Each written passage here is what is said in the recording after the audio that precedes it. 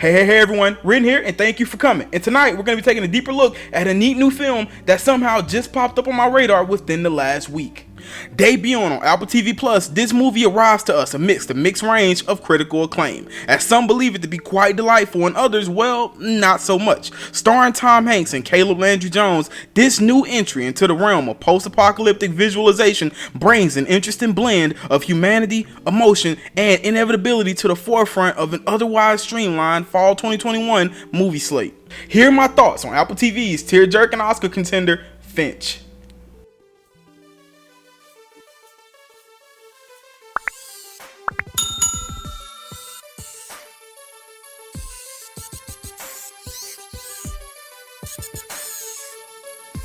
Welcome back everyone. Now, normally if a movie is of the sci-fi genre with a well-known accredited actor in the leading role, I'll know about it well before filming even begins, as I do frequent many of the industry news sources, blogs, Twitters, and news feeds, and I am a bigger fan than many of all things supernatural, fantastical, and imaginative. But to my surprise, Apple TV's latest trek into the post-apocalyptic realm completely slipped by me. This film has been on quite the journey, it would seem, since February of 2019, where it began filming in New Mexico through May of that year, originally named BIOS. It was then scheduled to be released by Universal Pictures later that year in October, before being tabled due to the COVID-19 pandemic and eventually sold to Apple TV, falling to being released on November 5th, 2021.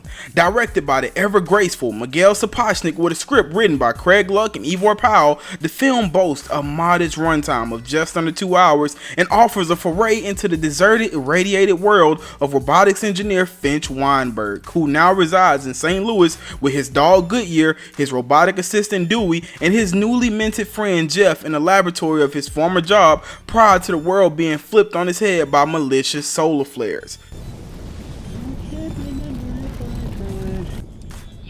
radiation, high, temperature 150 degrees. Finch's sole goal, it would seem, being fully in the know that he is suffering from some form of fatal ailment, which we can only assume is the result of severe radiation poisoning, is to create a humanoid companion to continue caring for Goodyear once he is gone. A task which he achieves by means of scavenged parts and a massive encyclopedic knowledge from books he's compiled on his ventures out and about with Dewey and his ultraviolet resistant heat protective suit.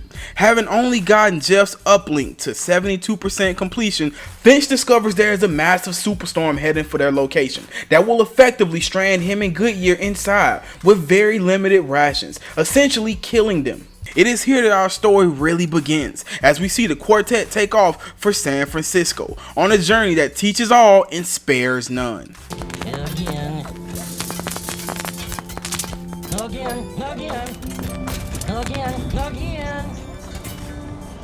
Tornado detection. Shelter advised. I, for one, thoroughly enjoyed this movie.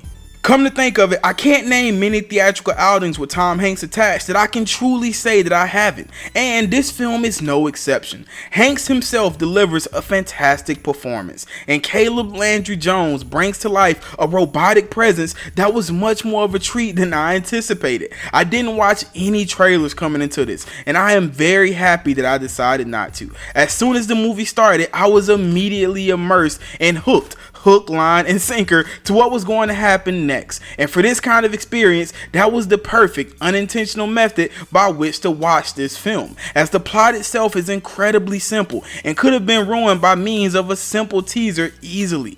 The flow of sequence, logic behind most actions, and imminent doom cater to the overall tone of where the movie seems to want to go. And besides some editing hiccups and geographical myths here and there, everything was as it should be. As a bit of a geography and traveling buff, I did notice at one point while driving, Jeff tells Finch they're 480 miles away from San Francisco, as can be seen by a sign that they pass. They eventually park by Shiprock though, which is in New Mexico and about 1,000 road miles away from their final destination.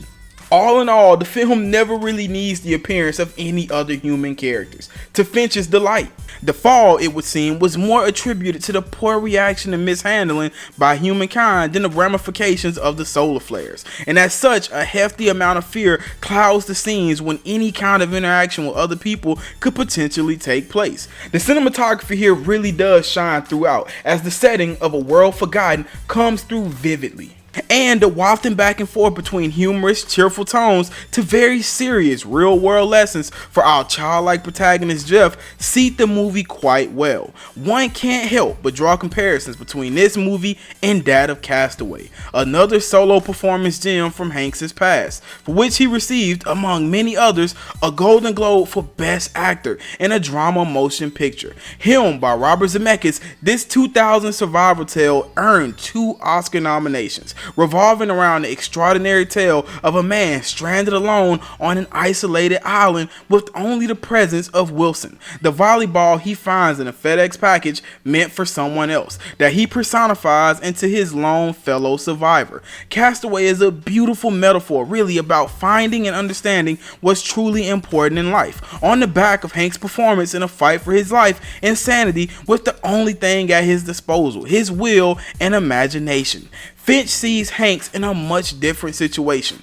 not so much alone this time around as he has Goodyear and his companionship of his technological devices, but with a fate sealed far beyond his control. One could argue that Chuck Nolan had a much more promising future even before he managed to make it off the island in Castaway than Finch Weinberg ever had in our subject of tonight, even before he finds out about the massive superstorm heading his way that forces him to leave the confines of his home, as Chuck's future could be whatever he made it, and Finch was reserved to make the best of the time he had left for himself, and furthermore and more importantly for Goodyear.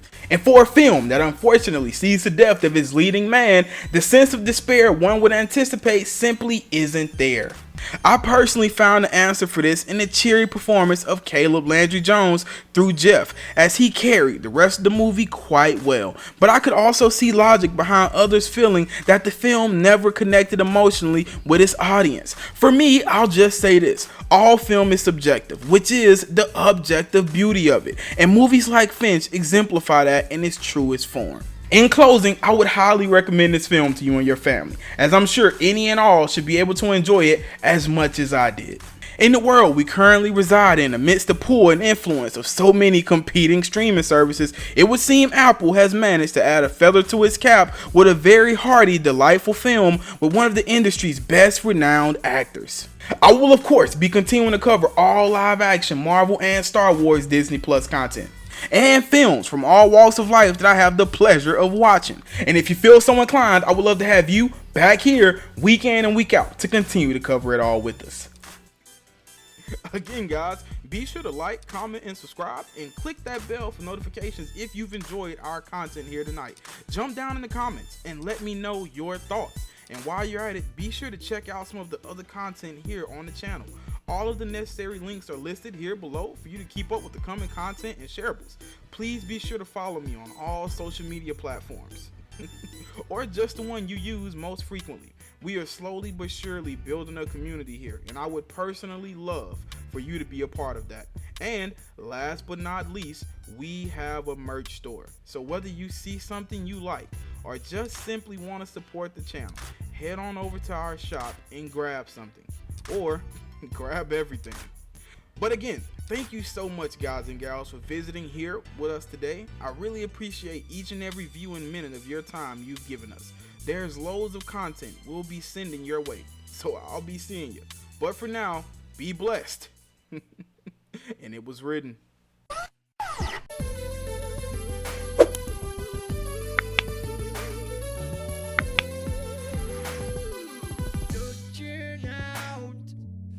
Across the nighttime, the city sleep inside.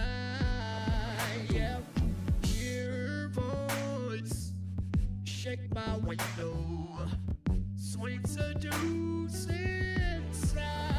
Yeah, send me out into the nighttime, for walls won't hold me tonight.